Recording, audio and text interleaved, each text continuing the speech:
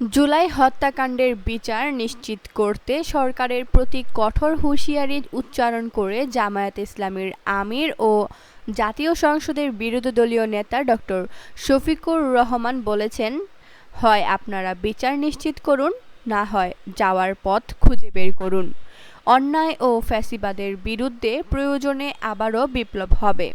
দেশের স্বাধীনতা, সার্বভৌমত্ব ও মানুষের অধিকার রক্ষায় সবাইকে প্রস্তুত থাকার আহ্বান জানান তিনি। মঙ্গলবার রাজধানীর বিজয়নগর পানির ট্যাংকির সামনে আওয়ামী ফ্যাসিস্ট কর্তৃক সংগঠিত সকল গুম, খুন ও গণহত্যার বিচার দাবিতে আয়োজিত সমাবেশে তিনি এসব কথা বলেন। জামায়াত আমির বলেন, দীর্ঘ 17.5 বছরের ফ্যাসিবাদী শাসনের পর জনগণ নতুন বাংলাদেশের গড়ার স্বপ্ন দেখেছিল। কিন্তু বর্তমান সরকারের কর্মকাণ্ডে সেই প্রত্যাশা ধীরে ধীরে ম্লান হয়ে যায়।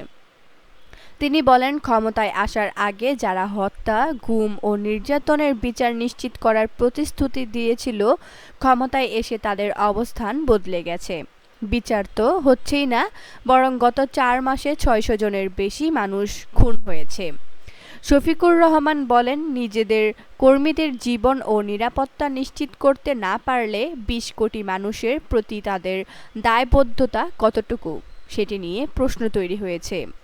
তিনি অভিযোগ করেন, দেশের বিভিন্ন গুরুত্বপূর্ণ প্রতিষ্ঠানে দলীয়করণ চলছে। ব্যাংক, বিদ্যালয়, কলেজ থেকে শুরু করে প্রশাসনের বিভিন্ন স্তরে দলীয় প্রভাব বাড়ছে। এমনকি খেলার মাঠও দলীয় প্রভাবের বাইরে থাকছে না। জামায়াত আমির বলেন, ফ্যাসিবাদ থেকে মুক্তির কথা বলে যদি আবার সেই একই পথে হাঁটা হয়, তাহলে জনগণ তা মেনে নেবে না। শহীদদের রক্তের সঙ্গে বিশ্বাসঘাতকতা করা যাবে না। হত্যাকাণ্ডের বিচার নিশ্চিত করতেই হবে।